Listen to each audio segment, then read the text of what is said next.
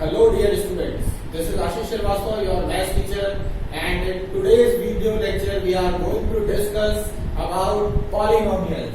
Polynomials chapter 2, and the most amazing thing of this video is that it is for both the classes, for 9th as well as for 10th, because coincidentally chapter number 2 polynomials is a common chapter for both classes, class 9th as well as class 10th. So it is going to be an introduction lecture for both the classes. So let's start. The very first question arises that what is a polynomial? सबसे पहली बात जो हमें इस chapter में समझनी है वो ये कि what is a polynomial. So let's start. And by the definition that I have written here, any algebraic expression of the form. Algebraic expression. This is a term which we have studied in earlier classes in class 6, 7th and 8. आपको class 6, 7th, 8 में बताया गया होगा कि algebraic expression क्या होता है basically. आप जानते हैं कि हमने जब भी coefficients, variables और algebraic और mathematical operators का एक कॉम्बिनेशन लिखा है तो उसे हमने algebraic expression बोला है. फॉर एग्जाम्पल अगर मैं आपके सामने लिख के दिखाता हूँ 2x³ plus 7x square minus 5x plus 9, तो अगर मैं आपसे पूछूं स्टूडेंट्स ये क्या है तो आप कहेंगे sir it is an algebraic expression. Any expression which contains some variables, some constants and some mathematical operators, then that type of expression is called algebraic expression. तो इस तरह का जो अलजेब्रिक एक्सप्रेशन है, ठीक है, उसे हम कहते हैं पॉलिनोमियल. लेकिन याद रखिएगा हर तरह का अलजेब्रिक एक्सप्रेशन पॉलिनोमियल नहीं हो सकता. सिर्फ ये जो मैंने आपके सामने लिखा है इसी तरह के अलजेब्रिक एक्सप्रेशंस को ही पॉलिनोमियल्स कहा जा सकता है. तो पहले हमें ये जानना होगा कि किस तरह के अलजेब्रिक एक्सप्रेशंस पॉलिनोमियल्स कहलाते हैं. तो उसके लिए हम डेफिनेशन कुछ अच्छे से समझेंगे.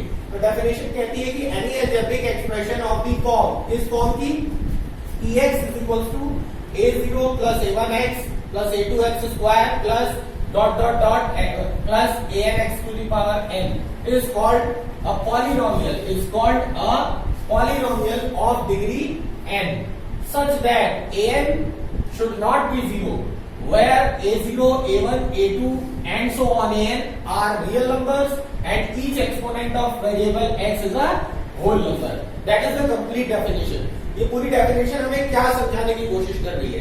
ये पूरी डेफिनेशन हमसे ये कहना चाह रही है कि आपके सामने जब भी कोई अलजेब्रिक एक्सप्रेशन इस फॉर्म में लिखा हुआ आपको मिल जाए, किस फॉर्म में? Px is equals to a0 plus a1x plus a2x square plus and so on plus anx is to the power n. अब ये जो फॉर्म है इसमें a0, a1, a2 ये सब क्या है भाई? ये सब रियल नंबर्स है. जी हाँ, रियल नंबर्स. यहाँ पे हमने आगे क्लियर किया है a0, a1, a2 and so on, these are real numbers. और x आप सभी जानते हैं वेरिएबल है, और x के ऊपर जो लिखी गई है वो x की पावर है जिन्हें हम एक्सपोनेंट भी बोलते हैं. इनके एक्सपोनेंट के लिए क्या कोई कंडीशन है? तो यस, कंडीशन है. कंडीशन क्या है?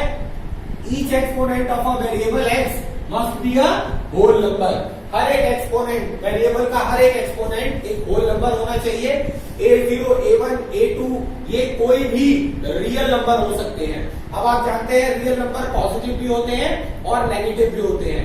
भले ही हमने हर टर्म को एडिशन के साइन से सेपरेट किया हुआ है, मगर अगर खुद में a1, a2 कोई नेगेटिव रियल नंबर होंगे तो यहाँ बीच में माइनस साइन भी अपीयर हो सकता है, यानी माइनस साइन भी आ सकता है. तो ये मत सोचिएगा कि कोई भी अलजेब्रिक एक्सप्रेशन जिसमें सारे साइन प्लस के होंगे बस वही पॉलिनोमियल होगा, ऐसा नहीं है. बीच में माइनस के भी साइन आ सकते हैं क्योंकि a1, a2 रियल नंबर्स हैं और रियल नंबर्स नेगेटिव भी हो सकते हैं और पॉजिटिव भी हो सकते हैं. अगर वो पॉजिटिव हुए तो बीच में ऑब्वियस सी बात है प्लस का साइन आएगा, मगर a1, a2 खुद ही नेगेटिव हुए अगर तो उनके बीच में माइनस साइन भी आ सकता है. तो कोई भी एक ऐसा है अलजेब्रिक एक्सप्रेशन जो इस रूप में लिखा हुआ आपको मिल जाए वो एक पॉलिनोमियल बोला जा सकता है. बच्चों पॉलिनोमियल को पहचानने की बड़ी आसान सी शर्त है. आप जब भी किसी अलजेब्रिक एक्सप्रेशन को देखो और आपको ये डिसाइड करना हो कि ये पॉलिनोमियल है या नहीं है, तो आपको कॉफिशिएंट्स यानी ये जो कांस्टेंट नंबर होते हैं, आप सभी जानते हैं कॉफिशिएंट्स क्या होते हैं, जो वेरिएबल के साथ मल्टीप्लाई में कांस्टेंट नंबर्स लिखे होते हैं उन्हें हम कॉफिशिएंट्स बोलते हैं। तो और ये जो मैंने प्लस प्लस लगा करके सारे जो एक्सप्रेशंस लिखे हुए हैं ये अपने आप में टर्म्स हैं। जैसे a0 अपने आप में एक टर्म है, प्लस लगाने के बाद a1x ये अपने आप में एक टर्म है, a2x² ये अपने आप में एक टर्म है। तो यहाँ एक टर्म, दो टर्म, तीन टर्म, ऐसे करके बहुत सारी टर्म्स और आगे ऐड होती चली जा रही है इसमें। तो जब हम किसी भी अलजेब्रिक एक्सप्रेशन में प्लस या माइनस का साइन लगा करके दो एक्सप्रेशंस को सेपरेट करते हैं तो वो दो एक्सप्रेशंस आपस में क्या कहलाती है, टर्म्स कहलाती है। याद रखिएगा टर्म्स के अंदर जो भी वेरिएबल्स और कांस्टेंट नंबर होते हैं वो आपस में मल्टीप्लाई में हो सकते हैं, डिवाइड में हो सकते हैं, मगर प्लस माइनस में नहीं हो सकते, क्योंकि प्लस माइनस वो ऑपरेटर्स हैं जिनसे टर्म सेपरेट हो जाती है। जैसे यहाँ इस एक्सप्रेशन में मैं आपसे पूछूं कितनी टर्म्स है, तो आप काउंट करेंगे 2x³ 2 और x के बीच क्यूब के बीच में प्रोडक्ट है, प्रोडक्ट को टर्म्स के अंदर माना जा सकता है, एडिशन को नहीं। तो एडिशन के बाद अगली टर्म स्टार्ट हो जाएगी। तो 2x³ पहली टर्म है, 7x² दूसरी टर्म है, 8x माइनस साइन के साथ ये तीसरी टर्म है और 9 चौथी टर्म है। तो यहाँ पे चार टर्म्स है, 2x³ 7x² minus 8x plus 9। Minus 8x में इसलिए बोल रहा हूँ क्योंकि जनरली हमने यहाँ पे प्लस साइन लिया हुआ है, तो इस माइनस को हम मैनेज करने के लिए ब्रैकेट में ले लेते हैं, -8x और प्लस 9। तो अब ये जर्नलाइज हो गया पॉजिटिव साइन के साथ। तो ध्यान रखिएगा कोई भी अलजेब्रिक एक्सप्रेशन जो इस रूप में लिखा जा सकता है उसको हम पॉलिनोमियल बोलते हैं। पॉलिनोमियल की पहचानने के लिए सबसे पहले आपको ये देखना होगा कि पॉलिनोमियल जो भी अलजेब्रिक एक्सप्रेशन लिखा है उसमें जो भी वेरिएबल लिखा है उस वेरिएबल की पावर एक होल नंबर होनी चाहिए, और दूसरा वो वेरिएबल अपॉन में यानी डिनोमिनेटर में नहीं होना चाहिए, होल नंबर पावर के साथ। दो शर्तें हैं, एक तो पावर होल नंबर में हो वेरिएबल की, और दूसरा वो वेरिएबल डिवाइड में नहीं होना चाहिए, अपॉन में नहीं होना चाहिए। अगर ऐसा आप देख रहे हैं कि किसी भी वेरिएबल की पावर होल नंबर है और वो डिवाइड में नहीं है, स्क्वायर रूट के अंदर नहीं है, क्यूब रूट के अंदर नहीं है, समझ रहे हैं मेरी बात या नहीं? और अगर है तो सिंप्लीफाई होने के बाद वो कुछ ऐसे फॉर्म में कन्वर्ट हो जाए कि वेरिएबल की पावर एक होल नंबर हो और वेरिएबल अपॉन में ना हो, तो डेफिनेटली वो एक पॉलिनोमियल होगा।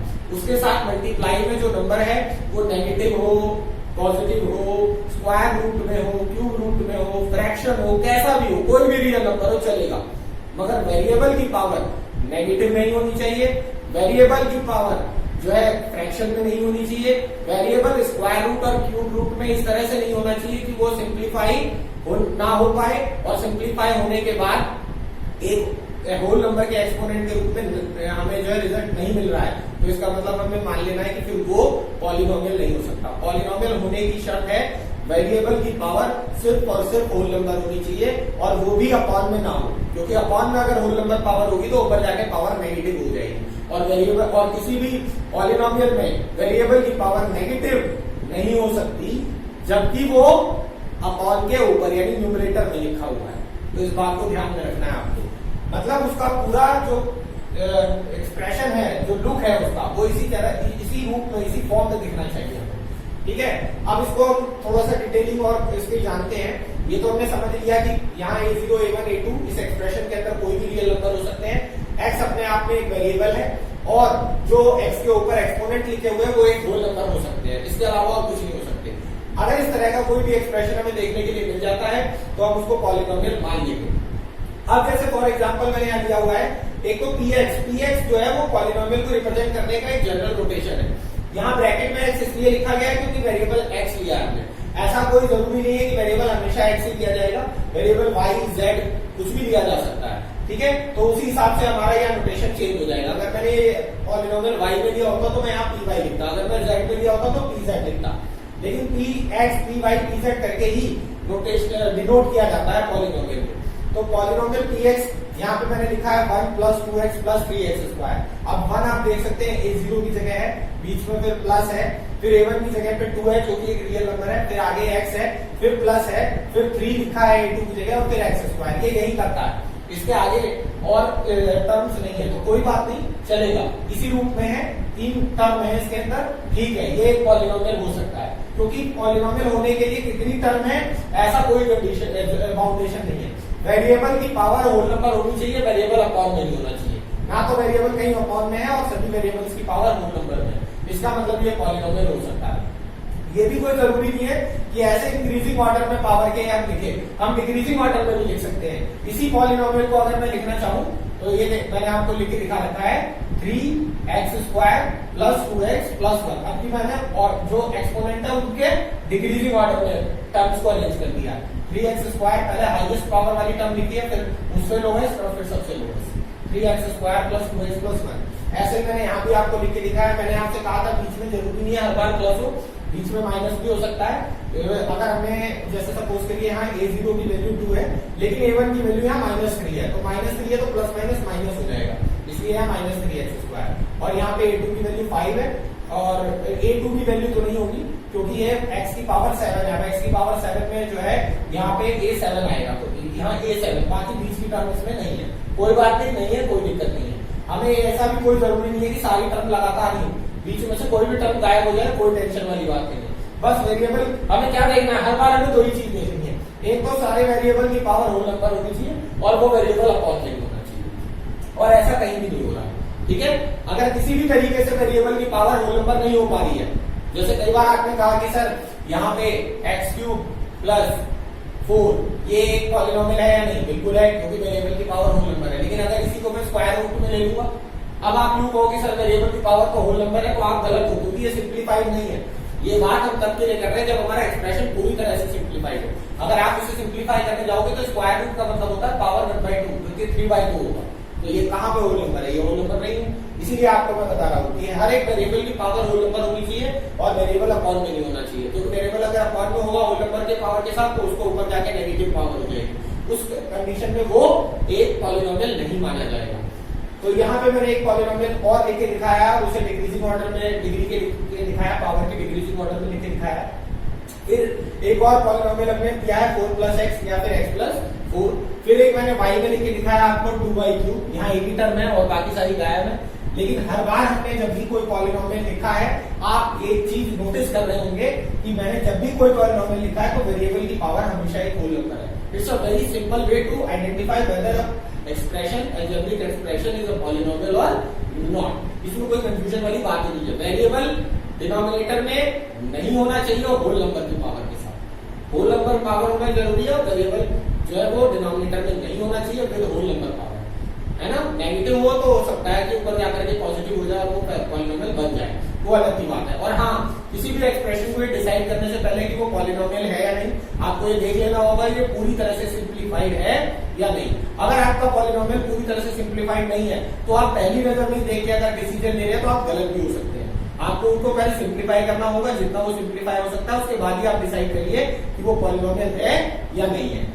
अब यहाँ एक और एग्जांपल मैंने दिया है pz 3z⁴ + 2z³ - z² + 6z - 7। यहाँ भी आप देख सकते हैं z की सारी पावर जो है वो होल नंबर में है और कोई भी वेरिएबल अपॉन में नहीं है, तो ये कंप्लीटली पॉलिनोमियल है। अच्छा, हमारे जो 9th और 10th के क्लास में पॉलिनोमियल चैप्टर है वो 1 वेरिएबल का पॉलिनोमियल है, यानी उसमें अगर x वेरिएबल यूज किया तो सब जगह x होगा, y यूज किया तो सब जगह y होगा, z यूज किया तो सब जगह z होगा। मगर ऐसा भी नहीं है कि पॉलिनोमियल में एक ही वेरिएबल हो सकता है, एक से ज्यादा भी हो सकते हैं, मगर ऐसे पॉलिनोमियल्स हमारे सिलेबस में नहीं है, 9th और 10th में नहीं है, आगे होंगे, लेकिन अभी फिलहाल नहीं है। फिर भी मैंने आपको एक एग्जांपल लेके दिखाया है जिसके अंदर x, y, z 3 वेरिएबल है, x + y + z। ये पॉलिनोमियल तो है मगर it is a polynomial of 3 variable, जबकि हमारे सिलेबस में पॉलिनोमियल कैसे होंगे 1 वेरिएबल की। जैसे मैंने इतने सारे एग्जांपल आपको लिखे दिखाए, ये सब 1 वेरिएबल के पॉलिनोमियल है, ये अकेला 3 वेरिएबल का पॉलिनोमियल है। ये इसको अगर कोई पूछे कि इज इट अ पॉलिनोमियल तो आप कहोगे yes it is a polynomial. लेकिन अगर कोई पूछे is it a polynomial of 1 variable तो आप कहोगे no it is not a polynomial of 1 variable, it is a polynomial of 3 variable. तो आपको समझ में आ गया होगा, एक पॉलिनोमियल में एक से ज्यादा वेरिएबल हो सकते हैं, मगर 9th 10th के हमारे सिलेबस में 1 वेरिएबल के ही पॉलिनोमियल हमें पढ़ाए जाते हैं। तो इसलिए मैंने ज्यादातर एग्जांपल आपको 1 वेरिएबल के ही लेके दिखाए हैं और पूरे कॉन्सेप्ट को सिर्फ 2 ही कंडीशन पे मैंने टिकाया हुआ है।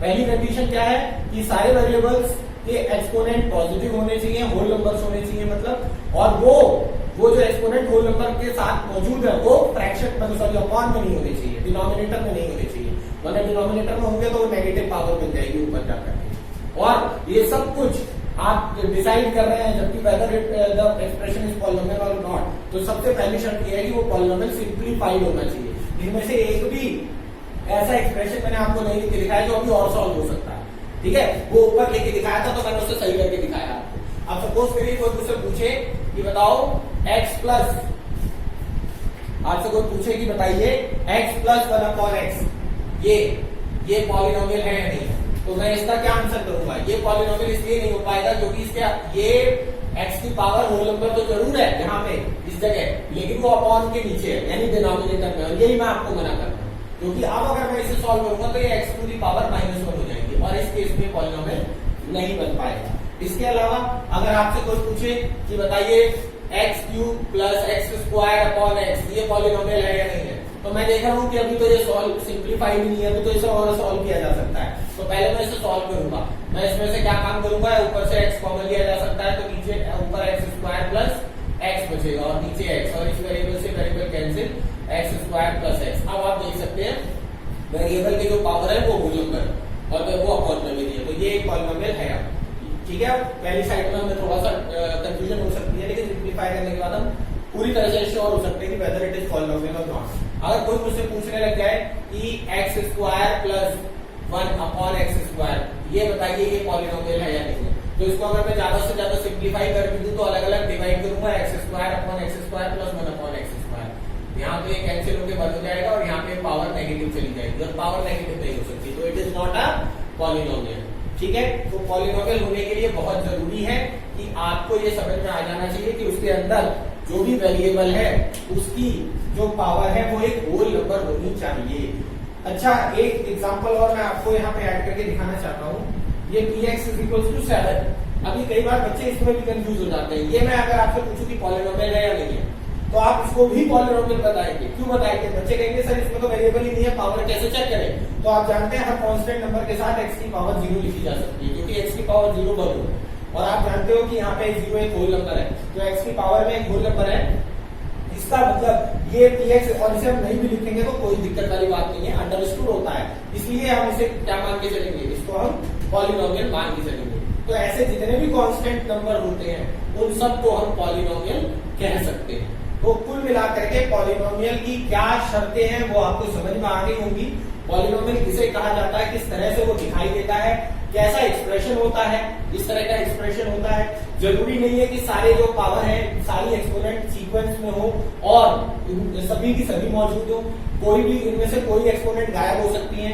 ये जरूरी नहीं है हमेशा इंक्रीजिंग ऑर्डर में या डिक्रीजिंग ऑर्डर में हो, ये किसी भी तरीके से रैंडम एक्सपोनेंट के साथ आ सकती है। तो हर तरीके से आप प्रिपेयर रहिए जज करने के लिए कि वो एक्सप्रेशन पॉलिनोमियल होगा या नहीं। शर्तें सिर्फ दो हैं, वेरिएबल की एक्सपोनेंट होल नंबर होना चाहिए और वो अपॉन में नहीं होना चाहिए। और जब आप ये चेक कर रहे हो, ये दोनों कंडीशंस को आप एनालाइज कर रहे हो, उस समय आपका पॉलिनोमियल सिंप्लीफाइड होना चाहिए पूरी तरीके से, उसे और ज्यादा सॉल्व ना किया जा सके। ऐसी सिचुएशन में होगा तभी आप इस तरह से आप चेक करेंगे कि वो पॉलिनोमियल है या नहीं है। That's all about the introduction of polynomial। और अब आपको मैंने ऑलमोस्ट कई सारे एग्जांपल्स भी देके समझाया है, कई सारी सिचुएशंस भी क्लियर करेंगे और ज्यादा से ज्यादा प्रैक्टिस करके आप इस चीज में और ज्यादा कॉन्फिडेंस गेन कर सकते हैं। फिलहाल के लिए वीडियो पॉज करके ये डेफिनेशन लिख लीजिए विद एग्जांपल्स, फिर मैं आगे बढ़ूँ। चलिए स्टूडेंट्स, अब हम दूसरा कॉन्सेप्ट डिस्कस करते हैं इसी चैप्टर से related. Now we will learn that what is degree of polynomial. किसी भी पॉलिनोमियल की डिग्री क्या होती है इसके बारे में हम जानेंगे। ये वर्ड मैंने डेफिनेशन में भी यूज किया था, मगर मैंने वहां आपको इसके बारे में ज्यादा कुछ बताया नहीं, क्योंकि अब हम यहाँ इसे सेपरेटली डिस्कस करने वाले हैं। तो डिग्री ऑफ पॉलिनोमियल, पहले डेफिनेशन देखते हैं।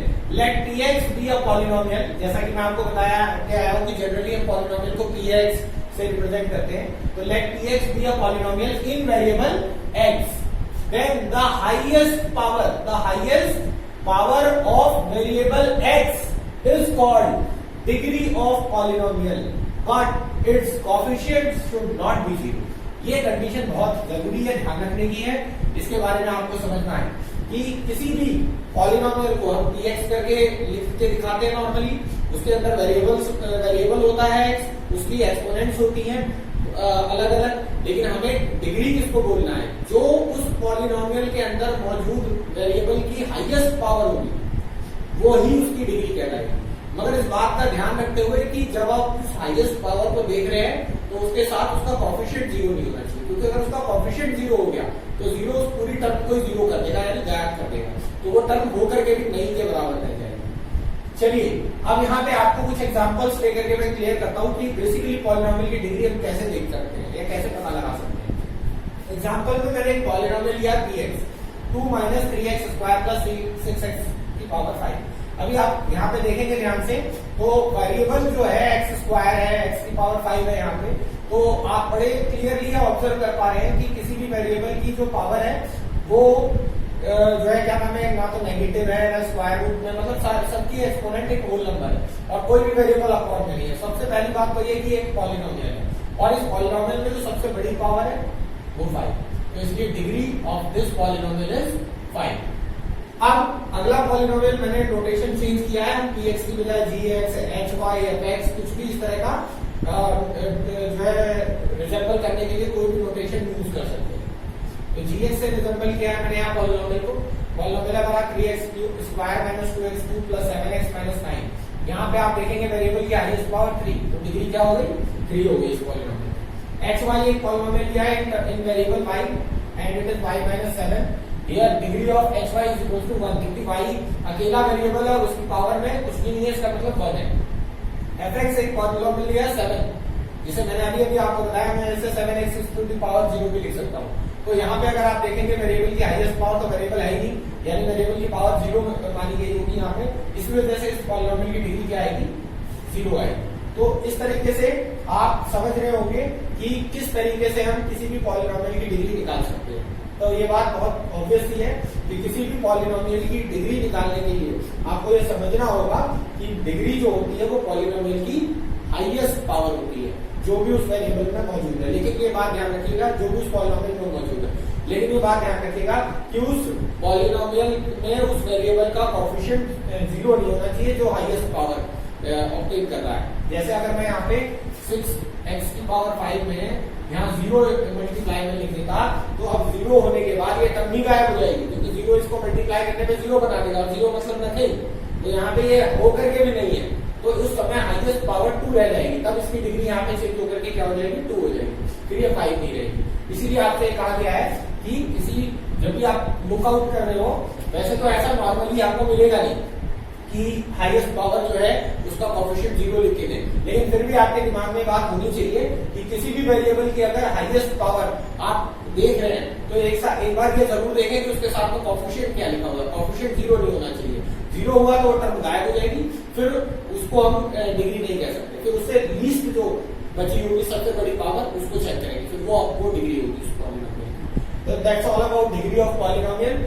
तो ये समझ में आ गया होगा आपको, बहुत आसान है किसी भी पॉलिनोमियल की डिग्री। और हाँ, एक चीज मैं आपको और बताना चाहूंगा कि ये एक पॉलिनोमियल px = 0, ये जो पॉलिनोमियल होता है ना px = 0, इस टाइप का अगर कोई पॉलिनोमियल आपको दिख जाए, क्योंकि ये तो एक कांस्टेंट नंबर है तो पॉलिनोमियल तो ये होगा, क्योंकि जैसे सारे कांस्टेंट नंबर पॉलिनोमियल है ऐसे ये भी एक पॉलिनोमियल माना गया है। मगर इस पॉलिनोमियल के डिग्री के बारे में जब बात करी जाती है तो आपको एक बात ध्यान रखनी है कि इस पॉलिनोमियल की डिग्री को नॉट डिफाइंड माना गया। नॉट डिफाइंड का मतलब जिसको हम डिसाइड नहीं कर सकते। क्यों नहीं कर सकते समझिए। मान लीजिए आपने कहा 0 के आगे आपको नॉर्मली बताया गया कांस्टेंट पॉलिनोमियल में जब कुछ नहीं लिखा होता तो x की पावर 0 मान लेते हैं मल्टीप्लाई में, क्योंकि वो 1 होता है तो 1 से मल्टीप्लाई करके वही नंबर आएगा। लेकिन 0 एक ऐसा नंबर है जिसमें आप कुछ भी मल्टीप्लाई कर लो, x की पावर 1 मल्टीप्लाई कर लो, x स्क्वायर मल्टीप्लाई कर लो, x³ मल्टीप्लाई कर लो, आंसर तो वही आएगा 0। तो ऐसे में जो है बहुत सारे जो है डिस्प्यूट्स क्रिएट हो जाएंगे। कोई कहेगा कि डिग्री 0 होनी चाहिए, कोई कहेगा 1 होनी चाहिए, कोई कहेगा 2 होनी चाहिए, कोई कहेगा 3 होनी चाहिए, कोई कहेगा 4 होनी चाहिए, तो एक कॉमन डिसीजन भी निकल के आएगा। इसी वजह से इस पॉलिनोमियल की, स्पेशली इस पॉलिनोमियल की px = 0, इसे 0 पॉलिनोमियल के नाम से जाना जाता है। मैं आपको बताऊंगा कि आगे डिटेल में। इस पॉलिनोमियल की डिग्री हमेशा नॉट डिफाइंड रहेगी। बड़ा इंपॉर्टेंट क्वेश्चन है, एक नंबर में बहुत बार पूछा गया एग्जाम्स में कि what is the degree of 0 polynomial. तो आपको ध्यान रखना है 0 पॉलिनोमियल की डिग्री हमेशा क्या होती है, नॉट डिफाइंड होती है, उसे डिसाइड नहीं किया जा सकता। तो आप वीडियो पॉज करके फाइनली इसे नोट करिए, फिर हम आगे डिस्कस करते हैं टाइप्स ऑफ पॉलिनोमियल्स। चलिए स्टूडेंट्स, अब हम डिस्कस करते हैं अबाउट टाइप्स ऑफ पॉलिनोमियल्स कि पॉलिनोमियल्स कितने टाइप के होते हैं। तो ये पॉलिनोमियल्स का जो कैटेगराइजेशन है यानी जो क्लासिफिकेशन है वो दो बेसिस पे किया गया है। तो एक एक करके हम दोनों बेसिस को देखते हैं।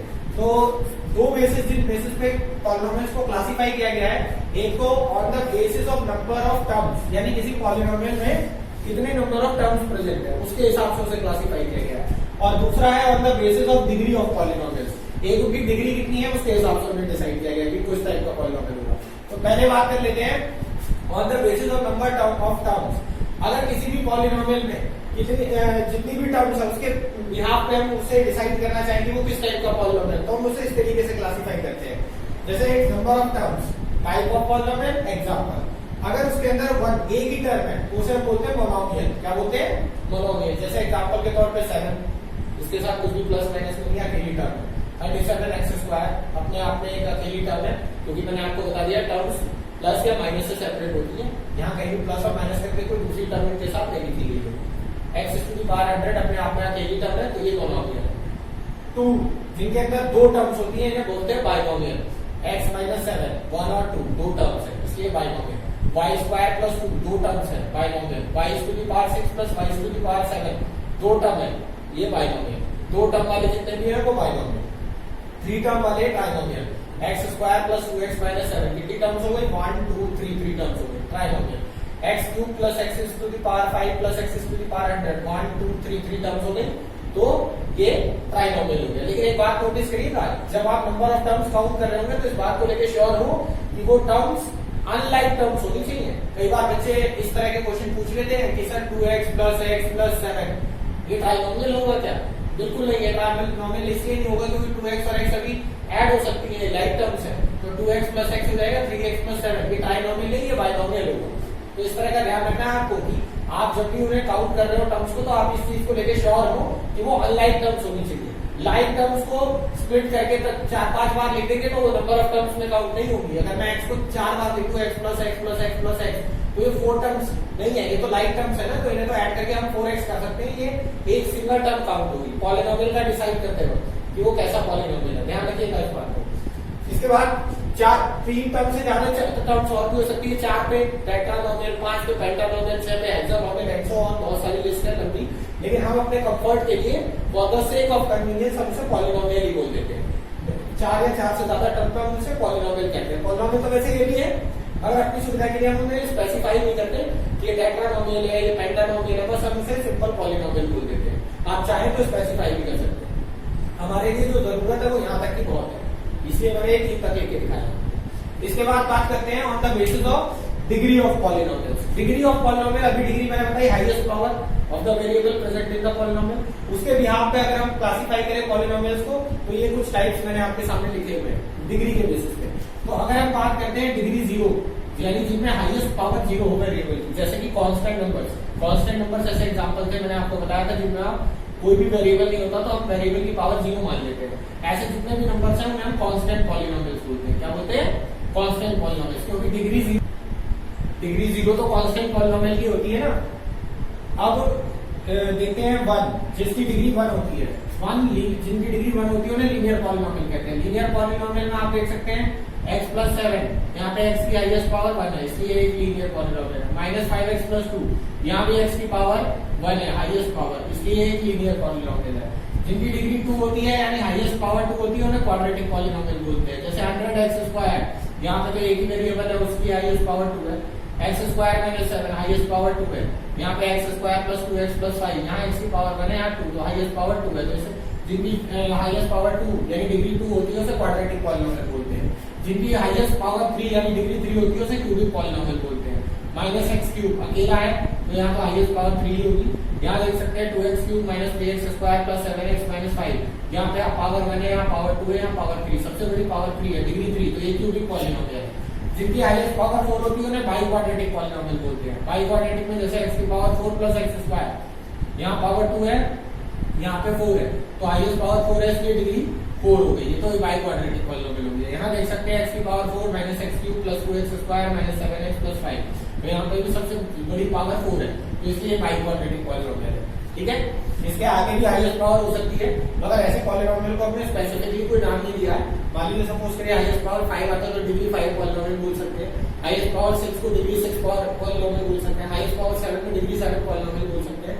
इस तरीके से हम काम चला सकते हैं, लेकिन स्पेसिफिकली इन 5 टाइप को आपको नाम दिया गया है, इसे ध्यान रखना है।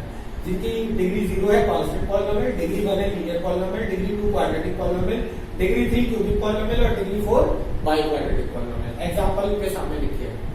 तो that's all about types of polynomials. तो आपको समझ में आ गया होगा। और भी एग्जांपल्स आप अपने मन से सोच सकते हैं या अदर बुक से प्रैक्टिस कर सकते हैं। तो आप वीडियो पॉज करके टाइप्स ऑफ पॉलिनोमियल्स लिखिए, फिर इसके बाद हम डिस्कस करेंगे वैल्यू ऑफ पॉलिनोमियल्स। तो पॉज करके आप इसे नोट करिए। चलिए स्टूडेंट्स, अब हम डिस्कस करेंगे कि how to calculate value of polynomials. ठीक है, वैल्यू ऑफ पॉलिनोमियल्स कैसे कैलकुलेट किया जाता है। तो if px be a polynomial in variable x and a be any real number, a कोई रियल नंबर है और px कोई पॉलिनोमियल है वेरिएबल x में, then the value obtained by replacing x equals to a in px is called value of px at x equals to a। अगर आपको a कोई real number दिया जाता है, px कोई पॉलिनोमियल दिया जाता है और आपसे कहा जाता है इस पॉलिनोमियल px की वैल्यू निकालिए जब x किसके इक्वल हो, x a के इक्वल हो, तो आपको करना ये होगा कि px पॉलिनोमियल में जहां जहां x है वहां x की जगह a रख लेना है और उसको सॉल्व कर देना है। उसको सॉल्व करके जो वैल्यू आपको मिलेगी वही उस पॉलिनोमियल की वैल्यू कहलाएगी x इक्वल्स टू a पे, और उसे रिप्रेजेंट किया जाता है pa से। यानी क्योंकि हमने x की जगह a रखा है इसलिए pa लिख लेते हैं उसे, जहां पे a कोई भी रियल नंबर हो सकता है। वो हमें क्वेश्चन में दिया जाएगा कि a की क्या वैल्यू हमें देनी है। जैसे कि एग्जांपल लिया मैंने px equals to 10x square minus 8x plus 2 ये पॉलिनोमियल दिया हुआ है आपको वेरिएबल x में, और आपसे कहा जा रहा है then find the value of px, polynomial की वैल्यू निकालिए एट x इक्वल्स टू 2, जहां x इक्वल्स टू 2, यहां a की वैल्यू क्या है 2। और इस क्वेश्चन को ऐसे भी पूछा जा सकता है फाइंड p2, डायरेक्टली इधर से p2 निकालिए, यानी x की जगह 2 रखिए। तो हमने क्या काम करा, वेरिएबल में px था हमने p2 ले लिया, जहां जहां x था वहां 2 कर दिया। देखिए 10x स्क्वायर में 10 इंटू 2 स्क्वायर कर दिया, माइनस 8x में माइनस 8 इंटू 2 कर दिया प्लस 2। अब इसे सॉल्व किया 2 स्क्वायर 4, तो 10 इंटू 4 हो गया, और यहाँ एक 2 में मल्टीप्लाई करके 16 और प्लस का 2, ये 10 4 टाइम्स मल्टीप्लाई होकर 40 हो गया, माइनस 16 प्लस 4, 40 प्लस 4 40, सॉरी यहाँ पे 2 आएगा 42, और 42 माइनस 16, 42 माइनस 16 26। तो कुल मिलाकर के आपका ये आंसर आ गया, ये p2 की वैल्यू आ गई। यही कहिए वेरिएबल px पॉलिनोमियल की एट x इक्वल्स टू 2 पे जो वैल्यू होगी वो 26 होगी। इस तरीके से किसी भी नंबर रियल नंबर पे आपको वैल्यू पूछी जा सकती है। आपको बस इतना ही करना होगा, जो भी आपको पॉलिनोमियल दिया गया है उसमें जो भी वेरिएबल है उस वेरिएबल की जगह उस रियल नंबर को रख लीजिए जिस रियल नंबर पे आपको उस पॉलिनोमियल की वैल्यू निकालनी है।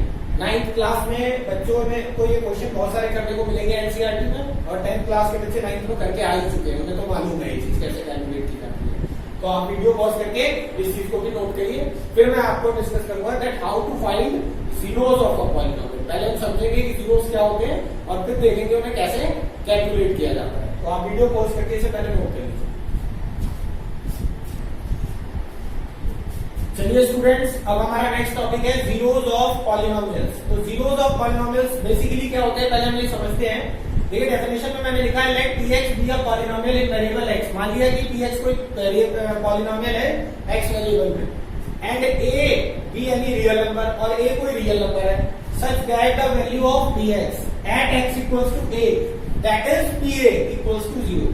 जैसे कि मैंने अभी पीछे बताया आपको, आप किसी भी रियल नंबर पे किसी भी पॉलिनोमियल की वैल्यू निकाल सकते हैं, लेकिन अगर आपको कोई ऐसा रियल नंबर मिल जाता है जिसपे आपके पॉलिनोमियल की वैल्यू जो है वो पूरी की पूरी 0 के इक्वल हो जाए, मतलब कि एक ऐसा रियल नंबर, जैसे यहाँ पे कोई रियल नंबर मुझे 2 मिल गया मान लीजिए किसी दिए गए पॉलिनोमियल के लिए, और मैंने वो 2 उसमें रख के सॉल्व किया और मुझे p2 की वैल्यू 0 मिल गई, तो 2 जो होगा ना 2x इक्वल्स टू 2, जिसे रखने पे हमारा पूरा पॉलिनोमियल 0 हो गया है, वही उसका 0 कहलाएगा, है ना। और किसी भी पॉलिनोमियल के जो जीरोस होते हैं वो कोई भी रियल नंबर हो सकता है जो उस पूरे पॉलिनोमियल की वैल्यू को 0 बना दे। तो इस तरीके से हम ये कह सकते हैं कि कोई भी ऐसा रियल नंबर जिस पर हमारे पूरे पॉलिनोमियल की वैल्यू 0 के इक्वल हो जाती है, उस रियल नंबर को ही हम उस पॉलिनोमियल का 0 मान लेते हैं। ठीक है, यहाँ पे 0 का मतलब डिजिट वाला 0 से नहीं है, ये 0 कोई भी रियल नंबर हो सकता है, ये 0 2 भी एक 0 हो सकता है, 5 भी एक 0 हो सकता है, -1/2 भी एक 0 हो सकता है, √2 भी एक 0 हो सकता है। 0 हम इसलिए कह रहे हैं उसे क्योंकि उस नंबर को, उस रियल नंबर को जब हम पॉलिनोमियल में रख रहे हैं तो हमारे पूरे पॉलिनोमियल की वैल्यू ही जीरो हो जा रही है, इसलिए हम उसे जीरो बोल रहे हैं। एग्जाम्पल के तौर पे यहाँ पे एक पॉलिनोमियल लिया मैंने x square minus 8x plus 12, ये क्वाड्रेटिक पॉलिनोमियल है जिसकी हाईएस्ट पावर 2 है, ठीक है। अब मैंने यहाँ पे x की जगह 2 पुट करके देखा, तो x की जगह जब मैंने 2 पुट किया तो यहाँ पे x स्क्वायर की जगह 2 square minus 8 into 2 plus 12, 2 square हो गया 4, 8 की 2 टाइम्स मल्टीप्लाई माइनस 16 प्लस 12, 12 और 4 16, 16 माइनस 16 0, तो यानी 2 रखने पे इस पॉलिनोमियल की वैल्यू किसके इक्वल हो गई, 0 के इक्वल हो गई, यानी 2 इसका एक 0 है। फिर मैंने इसी पॉलिनोमियल में 6 रख के देखा, तो यहाँ पे 6 रखा तो 6 square minus 8 into 6 plus 12, 6 square 36, 8 की 6 टाइम मल्टीप्लाई करी 48 और प्लस का 12, 36 और 12 ऐड होकर 48 और माइनस 48 इक्वल टू 0, 6 रखने पे भी जो पॉलिनोमियल की वैल्यू 0 हो गई, तो यानी इस पॉलिनोमियल के दो जीरोस हैं, एक 2 और एक 6, ये दोनों इस पॉलिनोमियल के जीरो हो गए, ठीक है।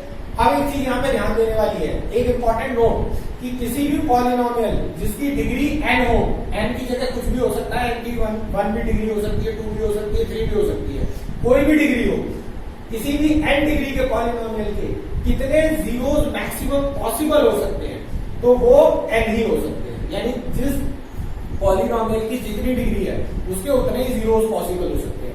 ऐसा जरूरी नहीं है कि उतने ही होंगे, लेकिन मैक्सिमम उतने ही जीरोस हो सकते हैं, उससे ज्यादा नहीं हो सकते, उससे कम तो हो सकते हैं मगर ज्यादा नहीं हो सकते।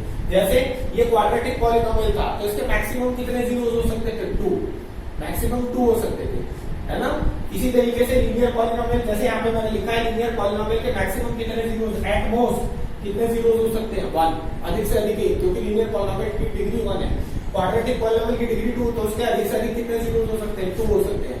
क्यूबिक पॉलिनोमियल के अधिक से अधिक कितने जीरोस हो सकते हैं, 3 हो सकते हैं। यहाँ रियल जीरोस की बात होगी, यानी ऐसे नंबर्स, ऐसे रियल नंबर्स जिसपे पॉलिनोमियल की वैल्यू 0 हो सकती है, तो किसी भी पॉलिनोमियल के मैक्सिमम नंबर ऑफ जीरोस उसकी डिग्री के इक्वल होते हैं, ठीक है। तो आपको ये बात ध्यान रखनी है कि किसी भी पॉलिनोमियल की जितनी डिग्री है उसके उतने ही जीरोस पॉसिबल हो सकते हैं। तो दैट्स ऑल अबाउट जीरोस। तो इस तरीके से जीरोस जो है हम समझ सकते हैं कि जीरोस बेसिकली क्या होते हैं। यहाँ तो मैंने आपको जीरोस को समझाया है, मगर अब अगले स्टेप में हम जीरोस कैलकुलेट करना सीखेंगे कि किसी भी पॉलिनोमियल के जीरोस निकाले कैसे जा सकते हैं, तो उसको भी मैं सिखाऊंगा। पहले वीडियो पॉज करिए और ये सब कुछ नोट कर लीजिए आप।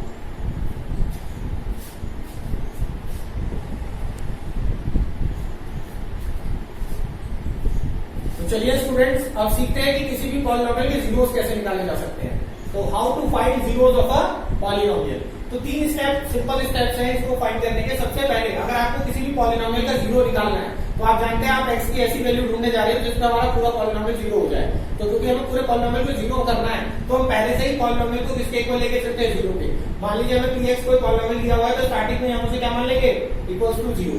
अब हमें क्या करना होगा, solve to get all possible real values of x। जब आप पॉलिनोमियल को जीरो के इक्वल ले लें उसके बाद आप अपनी अलजेब्रिक आइडेंटिटीज, अपनी अलजेब्रिक नॉलेज यूज करिए, मैथमेटिक नॉलेज, और x की जितनी भी real numbers, real possible values हो सकती हैं, यानी ऐसी x की जितनी भी वैल्यूज जो रियल नंबर्स हैं उनको आप कैलकुलेट करके निकाल लीजिए। जितनी भी जीरोस आप निकाल पाओगे वही आपके क्या होंगे, रिक्वायर्ड जीरोस होंगे। यानी आपको 3 स्टेप करने हैं, पॉलिनोमियल को जीरो के इक्वल लेना है, उस इक्वेशन को x के लिए सॉल्व करना है, और जो भी x की वैल्यूज आएगी वो आपके रिक्वायर्ड जीरोस होंगे। और किसी भी इक्वेशन को सॉल्व करके उसके कितने जीरोस आ सकते हैं बात मैं आपको बता चुका हूं। जितनी उसकी डिग्री है उतने ही उसके जीरोस आ सकते हैं। एक एग्जांपल भी लिया है मैंने, एक लीनियर पॉलिनोमियल दिया है px = 2x + 3, तो इसका एक ही जीरो पॉसिबल होगा। अब उसको निकालने के लिए to find zeros put px = 0, हमने पॉलिनोमियल को 0 के इक्वल ले लिया, और यहाँ पे पॉलिनोमियल क्या था हमारा 2x + 3, यानी 2x + 3 0 के इक्वल हो गया, क्योंकि px की वैल्यू तो यही है ना 2x + 3, इसको हमने 0 के इक्वल ले लिया। अब 2x + 3 में हमने क्या काम करा, प्लस का 3 उधर जाके माइनस हो गया, और जो 2 कोएफिशिएंट मल्टीप्लाई में था वो उधर जाके डिवाइड में आ गया, तो x की वैल्यू क्या आ गई, -3/2। तो इस तरीके से हमें x की वैल्यू मिल गई। अब ये जो x की वैल्यू हमें मिली है यही इस पॉलिनोमियल का जीरो है। क्यों है, चेक करके देख लीजिए, वेरीफाई करके भी दिखाया मैंने पॉलिनोमियल px लिया था 2x + 3, जो मेरा जीरो निकल के आया वो -3/2 आया, मैंने x की जगह -3/2 पुट करके देखा है। तो यहाँ पे जहां x था वहां पे 2 × -3/2 + 3 हो गया, 2 से 2 कैंसिल, -3 + 3 0, तो आंसर जीरो हो गया या नहीं हो गया। यानी एक ऐसी वैल्यू x की जिसने हमारे पॉलिनोमियल को जीरो कर दिया। यहाँ तो मैंने वेरीफाई आपको करके दिखाया है, मगर आपको हर बार वेरीफाई करने की जरूरत नहीं होगी, आपको सिर्फ क्या करना है, अगर आपको किसी भी पॉलिनियर पॉलिनोमियल या किसी भी पॉलिनोमियल का जीरो निकालना है तो आपको जस्ट उसे जीरो के इक्वल लेकर के और सॉल्व करना है और एक्स की वैल्यू निकालनी है। जो भी एक्स की वैल्यू आएगी वही आपके पॉलिनोमियल के जीरोस होंगे। तो यहाँ तो मैंने एग्जांपल में लीनियर पॉलिनोमियल लिया है, आपको क्वाड्रेटिक और क्यूबिक पॉलिनोमियल के जीरोस भी निकालने सिखाए जाएंगे। 9th क्लास के बच्चों को मैं अगले वीडियो लेक्चर्स में बताऊंगा कि क्वाड्रेटिक और क्यूबिक पॉलिनोमियल के जीरोस कैसे निकाले जाते हैं। मगर 9th क्लास के बच्चे क्योंकि 9th में पढ़ के आ चुके हैं तो उन्हें मालूम है कि क्वाड्रेटिक पॉलिनोमियल्स को मिडिल टर्म स्प्लिटिंग मेथड से और क्यूबिक पॉलिनोमियल को लॉन्ग डिवीजन मेथड से सॉल्व करके उनके जीरोस निकाले जा सकते हैं। तो that's all about how to find zeros of a polynomial. यहाँ तक के सारे कॉन्सेप्ट आप क्लियर करिए, फिर मैं आगे के कॉन्सेप्ट अपने नेक्स्ट वीडियो लेक्चर में आपके सामने लेकर के आऊंगा। Thank you.